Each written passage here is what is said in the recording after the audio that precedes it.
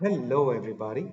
My name is Vikas, and today we're going to discuss a really important topic, and this is applicable to native as well as non native speakers. Regardless of how fluent you are with English, you still get stuck at 6.5, and particularly with IELTS writing. This can be really painful, and I totally understand it.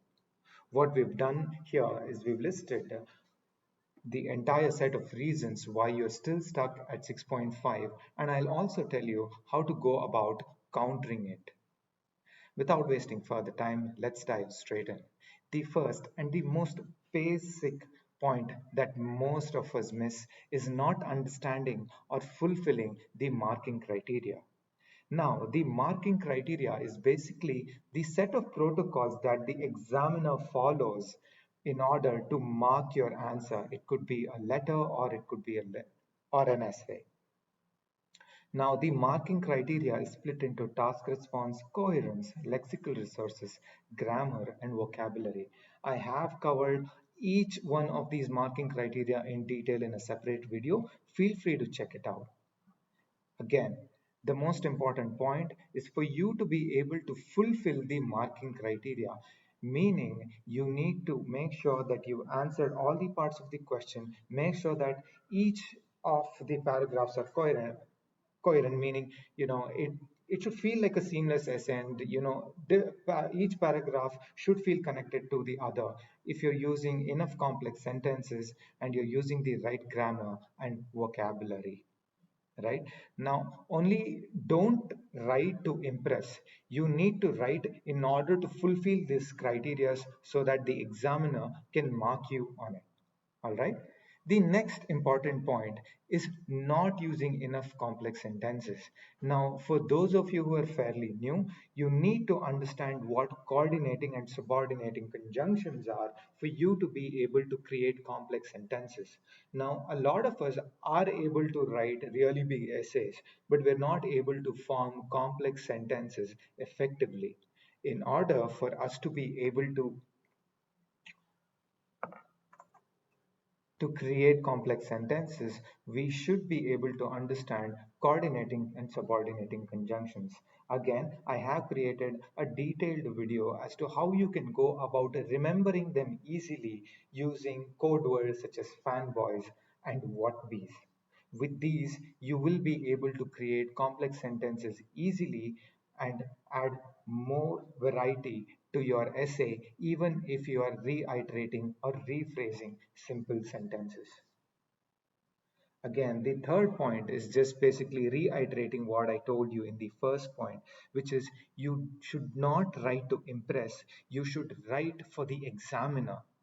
Understand it from the examiner point of view. No matter how beautiful your writing is, you still need to fulfill the four marking criteria which carry 25 percentage weightage each in order for you to get a high band score. The next important point is not following the tried and tested essay and letter structures. What I mean by this is a lot of us have the ability to write really beautiful essays, but then we are not structuring it too well. Ideally, a nice essay should have about four different paragraphs that includes introduction, paragraph 1, paragraph 2, and conclusion.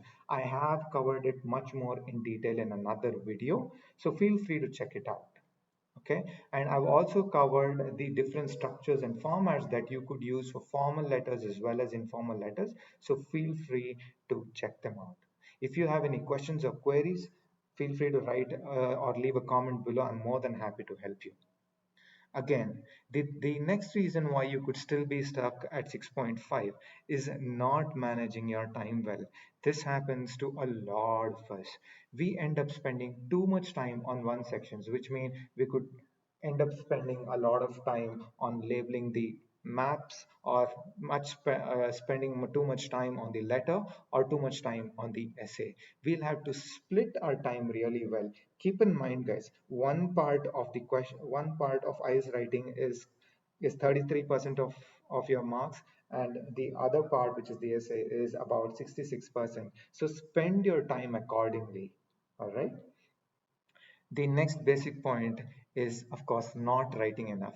When they ask you to write 150 words, please do not write less than 150 words. When they ask you to write 250, please do not write less than 250. Make it a point that you write over and above what is asked of you in there. Okay? The next important point is not practicing enough. Now, of course, we all know that practice makes a man perfect. This practicing IELTS writing, to be honest to you guys, is particularly boring. So keep in mind that you will, even if you are a fluent or a native speaker, make it a point that you at least practice 5 to 6 different question prompts of letters and maps as well as essays for you to get a good hang of things. Okay. There's another point that I thoroughly forgot to mention is to spend enough time on reviewing. Now, uh, a lot of us do write, really nice letters and really nice essays and all of that, but you will not believe the kind of silly mistakes that include spelling mistakes as well as simple sentence formations that we make in the hurry of completing our task. Keep in mind that, guys, this is super duper important that you spend at least 2 minutes on the letter, 2 minutes on the map, as well as at least 3 minutes on your essay, just to be able to review your task. Make sure once you've written it, sit down and review your letters completely. Now, if you follow all these points, you are certain that you will not be stuck at 6.5.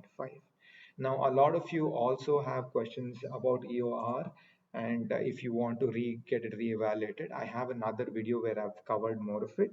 Feel free to check it out. And in case you still have you have enough time, please make sure that you check all the videos. I have covered each one of the topics thoroughly, and most of the videos are less than 5 minutes. And feel free to check the tips and tricks videos, as well as, more importantly, the format videos, which mention the structures that you could use for formal letters, informal letters, as well as essays. If you do have any questions or queries, feel free to leave a comment below. I hope this helps. I hope you are not stuck at 6.5 after you've gone through the videos and the tips that I've given you. Thank you for your time today. You guys have a great day.